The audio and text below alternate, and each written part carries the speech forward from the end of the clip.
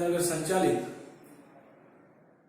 SH Golani માધ્યમિક શાળા અને એસડી સિયાણિયા ઉચ્ચતર માધ્યમિક શાળા દ્વારા આ કોરોના વાયરસ મહામારીના સમયમાં આપણે ધોરણ 9, 10, 11, 12 ના વિદ્યાર્થીઓ માટે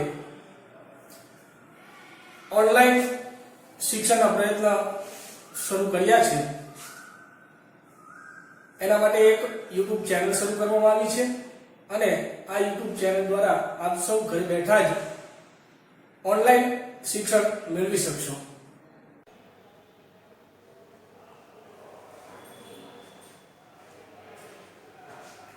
ગુડ મોર્નિંગ વિદ્યાર્થી મિત્રો, આજે આપણે ધોરણ 11 વિષય નામાના મૂળ તત્વો એની અંદર પ્રકરણ પહેલું નામાનો પરિચય અને તેના પારિભાષિક શબ્દ। વિદ્યાર્થી મિત્રો, 10મું ધોરણ પાસ કરીને તમે 11મા ધોરણમાં એડમિશન લીધું, તમારા માટે નામાનો વિષય એ નવો વિષય છે। તો સૌથી પહેલા નવો વિષય હોય તો એને સમજવા માટે આપણે એના કેટલાક પારિભાષિક શબ્દો સમજવા જોઈએ કે જેથી આપણને એ વિષય સમજવામાં અને રાઇટિંગ કરવામાં આપણને થોડી પકડ આવે, એટલે આપણે સારી રીતે એને સમજી શકીએ અને લખી શકીએ। એટલે સૌથી પહેલા આપણે એના પારિભાષિક શબ્દો, આજે થોડાક શબ્દો છે એ સમજવા પ્રયત્ન કરશું। તો પહેલો જ શબ્દ આપણી સામે આવે છે આર્થિક વ્યવહાર। વ્યવહાર એટલે શું અને આર્થિક પાછું, તો આપણે એવું કહી શકીએ કે આર્થિક વ્યવહાર એટલે જ્યારે બે અથવા બેથી વધુ વ્યક્તિઓ વચ્ચે ધંધાની માલિકીની એવી વસ્તુ કે સેવાની રોકડ કે શાખના બદલામાં ફેરબદલી કરવી, એને આપણે કહીશું આર્થિક વ્યવહાર। સમજો બરાબર, ઈઝી છે એકદમ। વ્યવહાર માટે મેં પહેલા કીધું બે કે તેથી વધુ વ્યક્તિઓ વચ્ચે, તો એક વ્યક્તિ હોય તો લેવડ દેવડ ન થાય, ફેરબદલી ન થાય પૈસાની, બરાબર, રૂપિયાની ફેરબદલી કરી શકાય નહીં, વસ્તુની બદલામાં પૈસા લેવા, એવું આપણે અહીંયા કહેવા માંગે છે આર્થિક વ્યવહારની અંદર। એટલા માટે અહીંયા તમને કહે છે બે અથવા બેથી વધુ વ્યક્તિઓ વચ્ચે ધંધાની જ વસ્તુ કે સેવાની રોકડેથી કે શાખ પર ફેરબદલી। હવે તમારા માટે એક શબ્દ આવ્યો, તમને નવો શબ્દ શાખ એટલે, તો કે શાખ એટલે ઉધાર। શાખ નો મીનિંગ ધ્યાન રાખજો, શાખ એટલે ઉધાર વ્યવહાર। 5000 રૂપિયા રોકડેથી માલ ખરીદ્યો, તો એમાં તો આપણે માલ ખરીદ્યો અને 5000 રૂપિયા આપી દીધા રોકડ વ્યવહારથી, પણ 5000 રૂપિયાનો માલ 15 દિવસ માટે ઉધાર ખરીદવામાં આવ્યો, તો માલ તો આપણે ખરીદી લીધો, માલની અદલા બદલી થઈ ગઈ, પણ નાણાંની પૈસા આપણે હજી ચૂકવ્યા નથી, તો આ શાખનો વ્યવહાર કહેવાય, આ ઉધાર વ્યવહાર કહેવાય। તો ફરીવાર, બે કે તેથી વધુ વ્યક્તિઓ વચ્ચે ધંધાની જ વસ્તુ કે સેવાની રોકડેથી કે શાખ પર ફેરબદલી કરવી। ફેરબદલી કરવી એટલે આપ-લે કરવી, આપવું અને લેવું।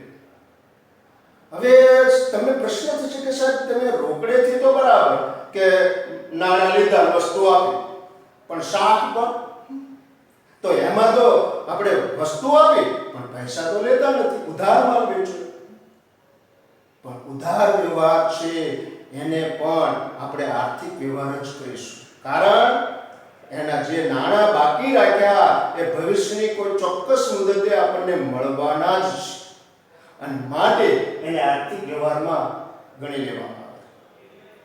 આ આર્થિક વ્યવહાર એ ધંધાનું કૃત્ય હોવું જોઈએ, એટલે ધંધાનો વ્યવહાર હોવો જોઈએ, તેમજ એ આર્થિક વ્યવહાર હોવો જોઈએ। આર્થિક વ્યવહાર એટલે જે વ્યવહારને નાણાંના એકમ વડે માપી શકાય એવો વ્યવહાર એટલે આર્થિક વ્યવહાર। તમારા 11મા ધોરણમાં વાણિજ્ય પરિચયમાં આવશે આર્થિક વ્યવહાર, બિન આર્થિક વ્યવહાર, આવું તમારે વાણિજ્યની અંદર એ શરૂઆતમાં તમને આવા શબ્દો જોવા મળશે।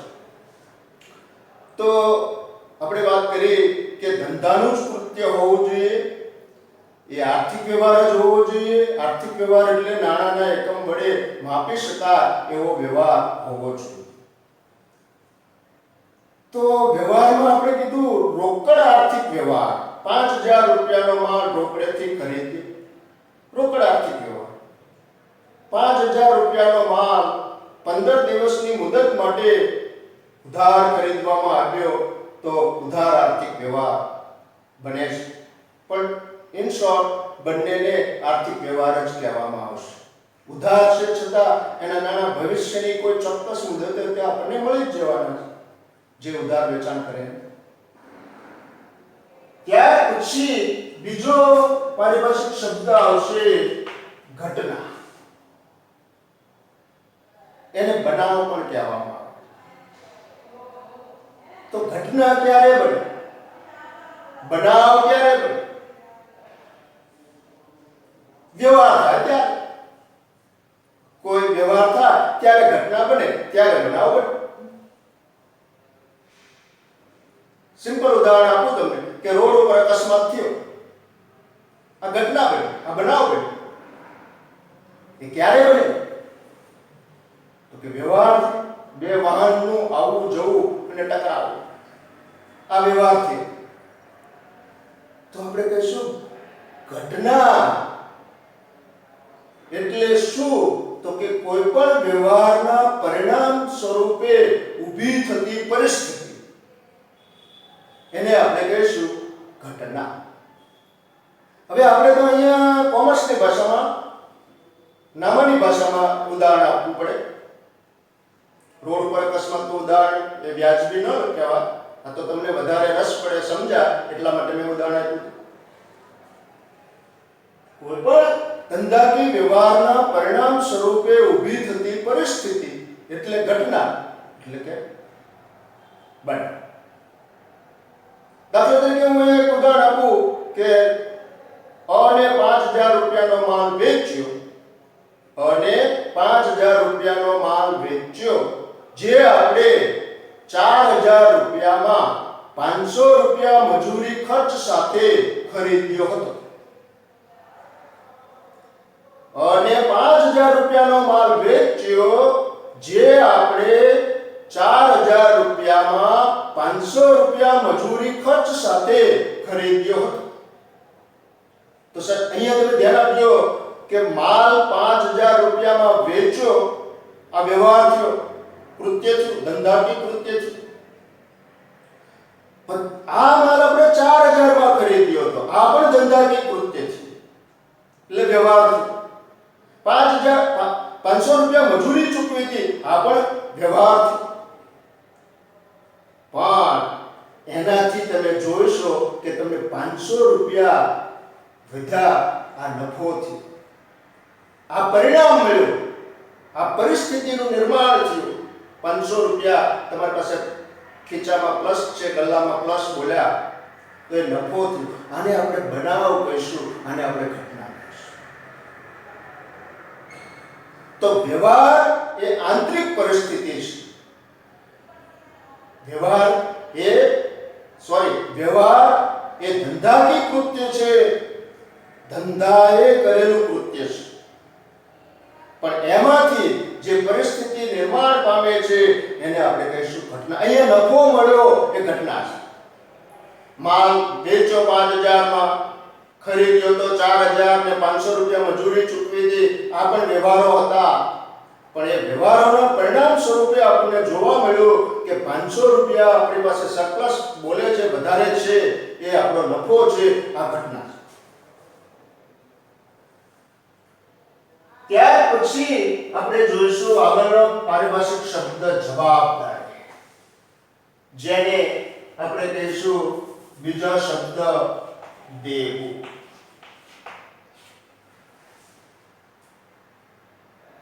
જવાબદારી એટલે કે દેવું. તો જવાબદારી કોને કહેવાય?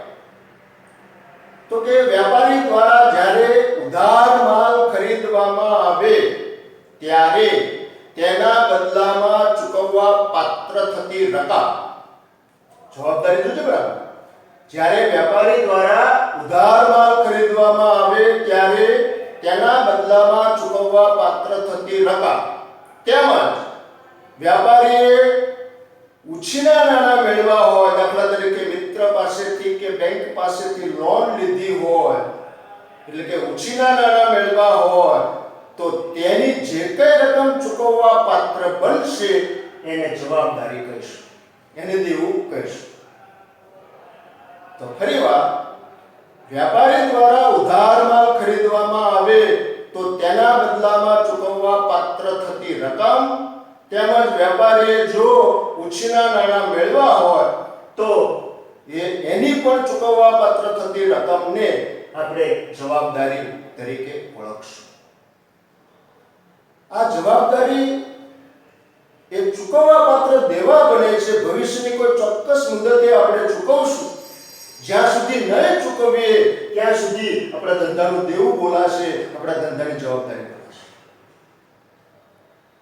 હવે આવી જવાબદારીના પ્રકારો પાડવા હોય તો કે બે રીતે પડે: સંબંધના આધારે અને સમયના આધારે. સંબંધના આધારે તો કે આંતરિક જવાબદારી અને બાહ્ય જવાબદારી.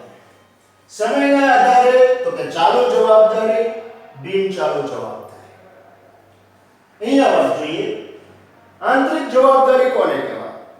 તો ધંધાની માલિક તરફની જે જવાબદારી ઊભી થાય એને આંતરિક જવાબદારી કહેવાય.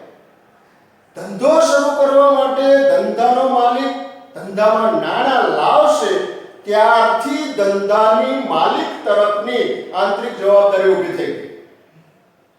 કારણ કે ધંધો અને માલિક બંને અલગ અલગ છે. ધંધો એક કૃત્રિમ વ્યક્તિ છે, કાયદાથી અસ્તિત્વમાં આવેલો છે. એ વ્યક્તિ છે, કૃત્રિમ છે. વ્યક્તિ પણ કૃત્રિમ. કેમ? તો કે કાયદાથી અસ્તિત્વમાં આવેલો અને એનો માલિક એ જીવંત વ્યક્તિ છે. તો જ્યારે ધંધો શરૂ કરવા માટે ધંધાનો માલિક, ધંધો એમનામ તો શરૂ થઈ જવાનો નથી. પહેલા તો ધંધામાં નાણાંનું રોકાણ કરવું પડે, મૂડી રોકવી પડે, પૈસા રોકવા પડે.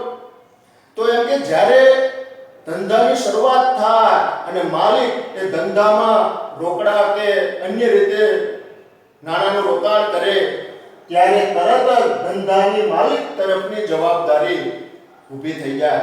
આને આપણે કહીશું આંતરિક જવાબદારી. અને બીજો પ્રકાર છે બાહ્ય જવાબદારી. તો ધંધાની માલિક સિવાયની ધંધા બહારના ત્રાહિત પક્ષકારો તરફની જે જવાબદારી ઊભી થાય એને બાહ્ય જવાબદારી કહીશું. માલિક સિવાયના અન્ય પક્ષકારો સામેની જવાબદારી એટલે બાહ્ય જવાબદારી. દાખલા તરીકે આપણે કોઈ ઉત્પાદન એકમ લઈને બેઠા હોય તો આપણે કાચો માલ ખરીદીએ, ઉધાર ખરીદીએ, તો એના બદલામાં આપણે રકમ ચૂકવવા પાત્ર થશે કે એ વેપારીને જેની પાસેથી કાચો માલ ખરીદ્યો એને આપણે રકમ ચૂકવવી પડશે. તો એ વેપારી આપણા માટે બાહ્ય જવાબદારી બનશે. એ જ રીતે સમયના આધારે ચાલુ જવાબદારી અને બિન ચાલુ જવાબદારી. ચાલુ જવાબદારી એટલે ટૂંકા ગાળાની જવાબદારી, જેને ચાલુ દેવા પણ કહેવાય. તો ચાલુ દેવા, ચાલુ જવાબદારી કોને કહેવાય? તો કે જે દેવા 1 વર્ષ કે તેથી ઓછા સમયની અંદર, જે દેવા 1 વર્ષ કે તેથી ઓછા સમયની અંદર ચૂકવી દેવા પડે તેમ હોય એવા દેવા, એવી જવાબદારી એટલે ચાલુ જવાબદારી એટલે ટૂંકા ગાળાની જવાબદારી. ચાલુ દેવા, ચાલુ જવાબદારી એટલે ધ્યાન રાખજો ટૂંકા ગાળાની જવાબદારી. તો ઇન શોર્ટ આ ફરજિયાત લખવું પડે. 1 વર્ષ કે તેથી ઓછા સમયમાં જે દેવું ચૂકવી દેવું પડે, જે જવાબદારી ચૂકવી દેવી પડે એને ચાલુ જવાબદારી કે ચાલુ દેવા કહીશું. ત્યાર પછી જે બિન ચાલુ જવાબદારી, લાંબા ગાળાના દેવા. આનો પર્યાય શબ્દ છે લાંબા ગાળાના દેવા. જે જવાબદારી 1 વર્ષમાં ચૂકવવાની નથી પણ 1 વર્ષ કરતા વધુ વર્ષોની અંદર જે જવાબદારી આપણે ચૂકવવી પડશે, આપણે મીન્સ ધંધાએ જે જવાબદારી 1 વર્ષ કે તેથી વધુ વર્ષોની અંદર, તેથી વધુ સમયની અંદર ચૂકવવાની થશે એવી જવાબદારી એટલે બાહ્ય જવાબદારી. ત્યાર પછી આપણી પાસે શબ્દ આવશે મિલકત.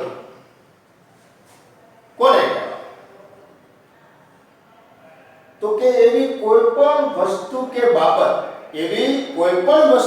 બાબત એક પછી દ્રશ્ય હોય કે અદ્રશ્ય હોય, એવી કોઈ પણ વસ્તુ કે બાબત કે જે દ્રશ્ય કે અદ્રશ્ય હોય પણ એની માલિકી ધંધાની હોય અને એનું નાણાકીય મૂલ્ય ઉપજી શકે એમ હોય એવી બાબતો એટલે આપણે કહીશું મિલકત. એવી કેટલીક બાબતો કે જે દ્રશ્ય કે અદ્રશ્ય હોય, એનું માલિકીપણું ધંધાનું હોય અને એનું નાણાકીય મૂલ્ય હોય એટલે નાણાં એના ઉપજી શકે તેમ હોય એવી બાબતો એટલે મિલકત. હવે વિદ્યાર્થી મિત્રો અહીંયા ખાસ ધ્યાન રાખજો. તમને પરીક્ષામાં પૂછાય છે કોઈ પણ 4 મિલકતોના નામ આપો. એટલે મિલકતો કોને કોને કહેવાય? તો આપણે કહીશું જમીન. ધંધો શરૂ કરવો હોય તો જમીન ખરીદવી પડે ને. જમીન, પછી એના ઉપર કારખાના શેડ ઊભા કરવા પડે, મકાન ઊભા કરવા પડે. જમીન, મકાન, યંત્રો ગોઠવવા પડે. જમીન, મકાન, યંત્રો, ફર્નિચર, સ્ટોક, દેવાદારો, રોકડ શિલ્લક, બેંક શિલ્લક, પાઘડી, પેટર્ન, ટ્રેડમાર્ક, કોપીરાઇટ, આવી બધી જે બાબતો છે એને મિલકતો કહેવાય. જનરલી જમીન, મકાન, યંત્ર, ફર્નિચર, પાઘડી, પેટર્ન, ટ્રેડમાર્ક, કોપીરાઇટ આ અવારનવાર રૂટીનમાં આવતી મિલકતો છે. તમને કે કોઈ પણ મિલકતોના 4 નામ આપો તો તમે વિદ્યાર્થી ધડાધડ લખવા માંડ્યા છે.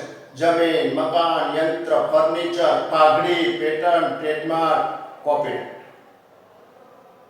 કે જેની માલિકી પણ ધંધાનું છે અને જેનું નાણાકીય મૂલ્ય પણ છે એવી બાબતો એટલે મિલકત. હવે મિલકતોમાં તમને પાછું કહે છે અદ્રશ્ય મિલકતો. તો સિમ્પલ, જે મિલકતનું ભૌતિક રીતે અસ્તિત્વ નથી એટલે જેને સ્પર્શી શકાય નહીં, જેને અડી શકાય નહીં એવી મિલકતો કે જેને જોઈ શકાય નહીં આવી મિલકતો એટલે અદ્રશ્ય મિલકત. તો હમણાં આપણે ઘણી બધી મિલકતોના નામ બોલ્યા, એમાંથી કઈ અદ્રશ્ય? તો જમીન, મકાન, યંત્ર, ફર્નિચર આને તો જોઈ શકાય, સ્પર્શી શકાય, ભૌતિક રીતે એનું અસ્તિત્વ છે. પછી હું બોલ્યો તો પાઘડી, પેટર્ન, ટ્રેડમાર્ક, કોપીરાઇટ આ 4 મિલકતો એવી મિલકતો છે કે જેનું ભૌતિક રીતે અસ્તિત્વ નથી, જેને જોઈ શકાતી નથી, જેને સ્પર્શી શકાતી નથી. તો આ 4 મિલકતોનો સમાવેશ થશે અદ્રશ્ય મિલકત. પરીક્ષામાં પૂછાય કોઈ 4 અદ્રશ્ય મિલકતોના નામ આપો અને ત્યાં તમે લખો જમીન, મકાન, યંત્ર, ફર્નિચર તો ખોટું. ત્યાં આ 4 મિલકતો લખાવી પડે: પાઘડી, પેટર્ન, ટ્રેડમાર્ક, કોપીરાઇટ. આગળ દ્રશ્ય મિલકતો. આમાંય પૂછે કોઈ 4 દ્રશ્ય મિલકતોના નામ આપો તો પહેલા તો એની ડેફિનેશન આવે કે દ્રશ્ય મિલકતો કોને કહેવાય. તો ત્યાં તમારે એના ઉદાહરણ ન લખો, એની ડેફિનેશન લખવી પડે કે જે મિલકતનું ભૌતિક રીતે અસ્તિત્વ છે, જેને જોઈ શકાય છે, જેને સ્પર્શી શકાય છે એવી મિલકતો એટલે દ્રશ્ય મિલકત. પછી કે એના ઉદાહરણ આપો દ્રશ્ય મિલકતોના કોઈ 4 ઉદાહરણ.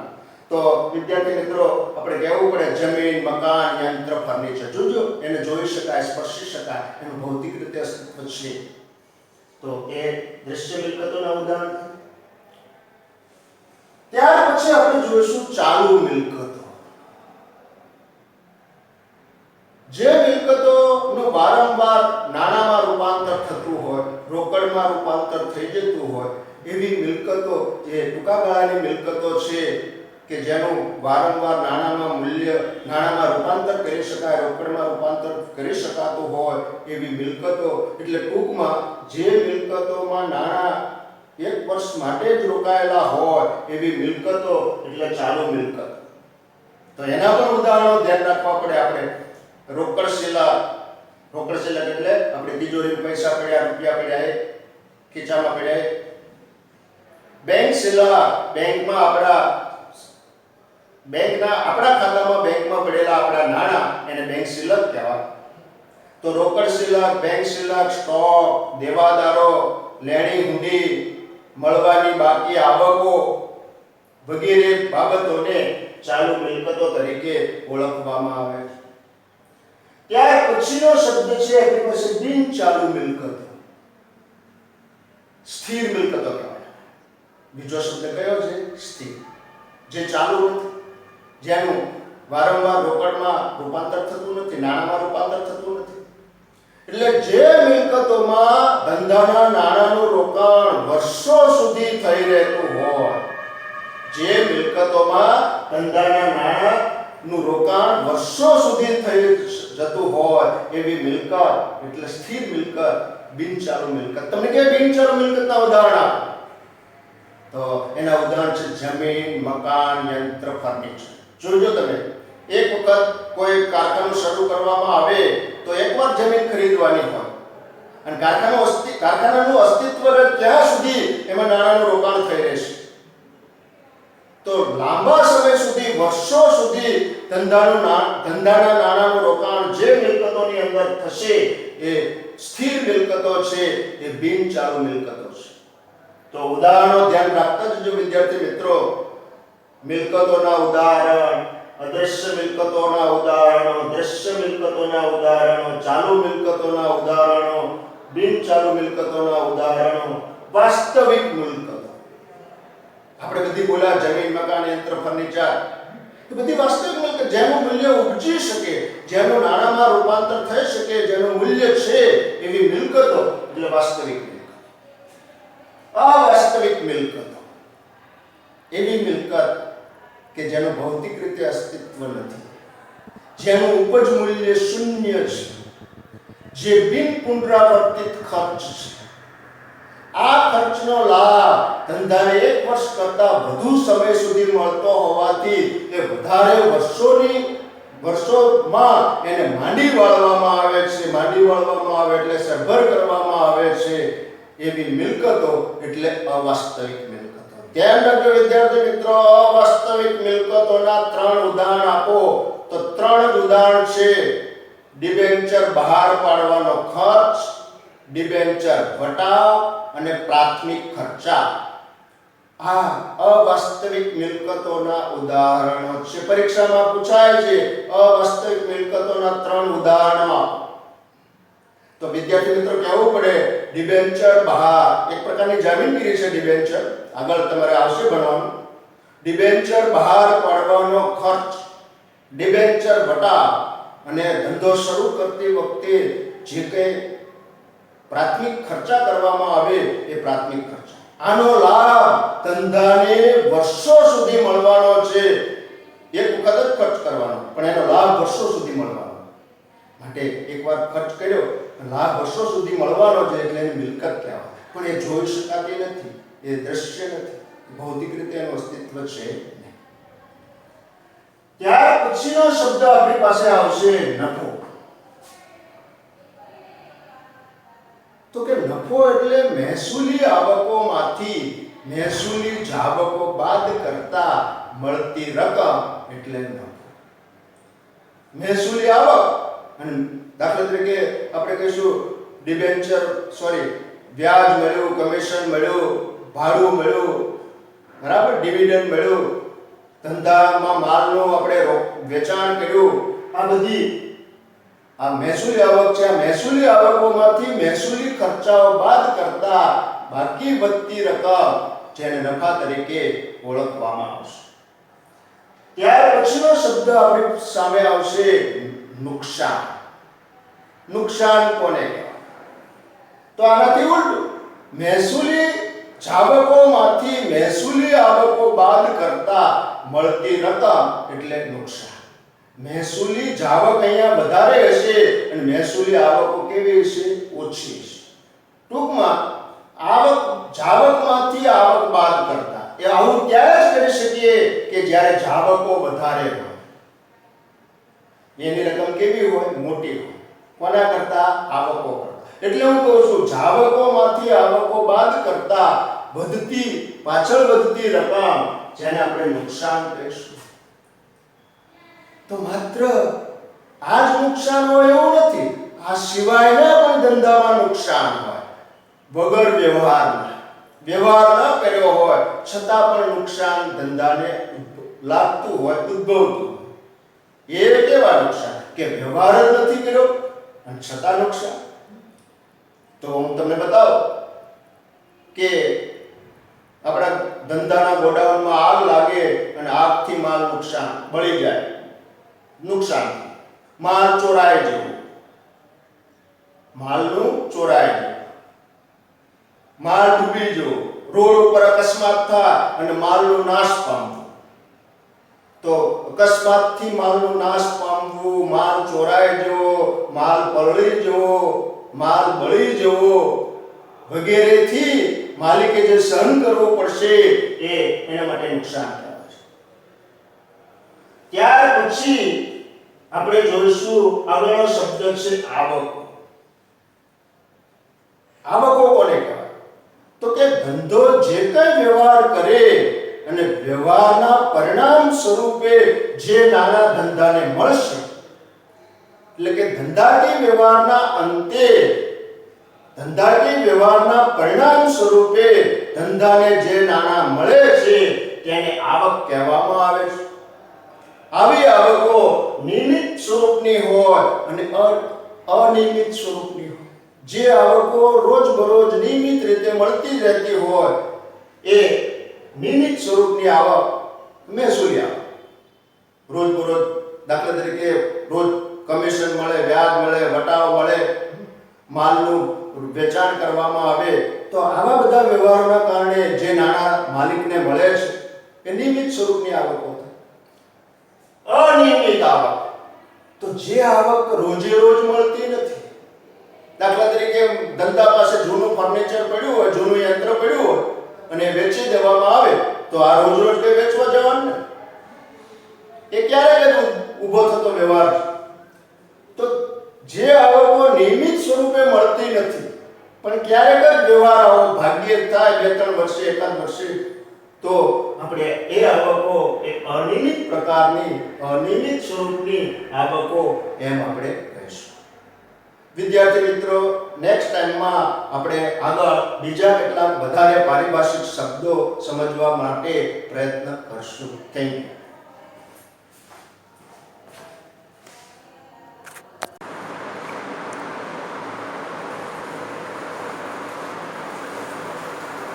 ગુડ મોર્નિંગ વિદ્યાર્થી મિત્રો. પહેલા પીરિયડની અંદર ધોરણ 11 નામાના મૂળ તત્વો, પારિભાષિક શબ્દોનો આપણે અભ્યાસ કર્યો.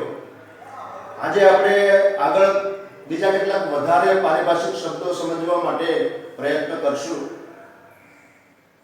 તો પારિભાષિક શબ્દોમાં પહેલો શબ્દ છે આવકો. આવક કોને કહેવાય? તો જનરલી તમે કહેશો કે ઘરમાં પૈસા આવે અથવા ખીચામાં પૈસા આવે એને આવક કહેવાય. આવી તમારી પાસે એની પરિભાષા હોય, પણ આપણે નામાની પરિભાષામાં આવક કોને કહેવાય એ આપણે સમજવું પડે.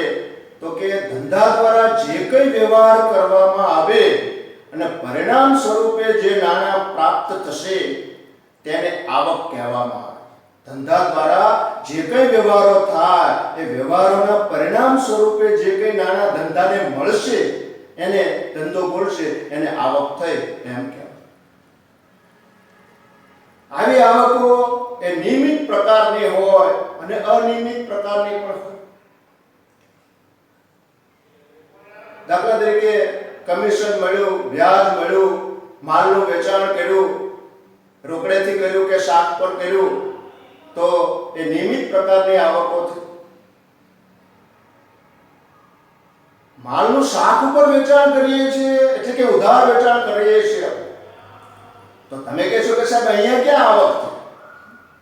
પણ ઉધાર વેચાણ કર્યું છે એના નાણાં ભવિષ્યની કોઈ ચોક્કસ તારીખે, ચોક્કસ મુદતે એ નાણાં આપણને મળવાના જ છે, માટે એને આવક જ ગણી લેવામાં આવે.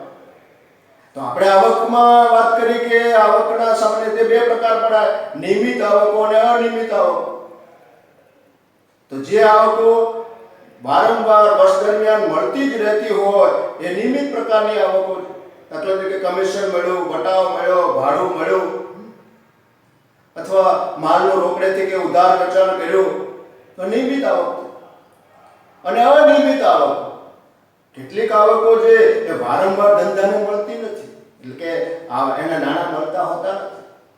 દાખલા તરીકે જૂનું ફર્નિચર ધંધા પાસે હોય અને એ વેચાણ કરી નાખે તો એ જે આવક થઈ એ નિયમિત નથી, અનિયમિત છે. ક્યારેક જ એવું બને કે એનું વેચાણ કરવાનું આવે. તો આમ આવકો એ નિયમિત પ્રકારની એના મળવાના સ્વરૂપના આધારે બે પ્રકાર આપી શકાય, નિયમિત આવકો અને અનિયમિત આવકો. ફરી એક વખત, ધંધા દ્વારા જે કંઈ વ્યવહારો કરવામાં આવે પરિણામ સ્વરૂપે જે ધંધાને નાણાં મળશે એને આવક કહેવામાં આવે છે. ત્યાર પછી બીજો શબ્દ આપણી પાસે આવે છે મૂડી આવક. મૂડી આવક એટલે જે આવક નિયમિત રીતે મળતી હોતી નથી.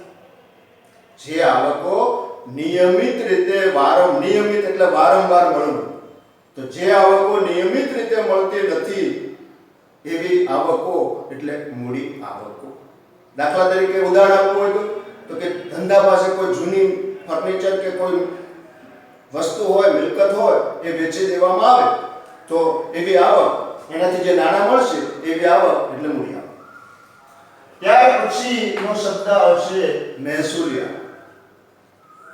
તો જે આવકો ધંધાને નિયમિત રીતે મળતી હોય, જે આવક ધંધાને નિયમિત રીતે મળતી હોય એવી આવક એટલે મહેસૂલી આવક. દાખલા તરીકે માલનું રોકડેથી કે ઉધાર વેચાણ કરવું, કમિશન મળ્યું, વટાવ મળ્યો, દલાલી મળી, વ્યાજ મળ્યું, એના ઉદાહરણ છે મહેસૂલી આવક. ચૂકવણી, આનાથી ઉલટું આપણે આને કહેતા હતા ધંધા દ્વારા જે કંઈ વ્યવહારો થાય અને બદલામાં જે નાણાં મળે તેને આવકો કહેવાય. આનું આપણે ઉલટું યાદ રાખવાનું.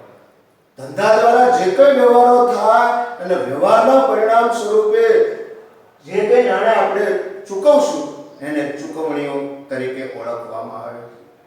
અહીંયા પણ બે પ્રકાર છે, નિયમિત ચૂકવણી અને અનિયમિત ચૂકવણી.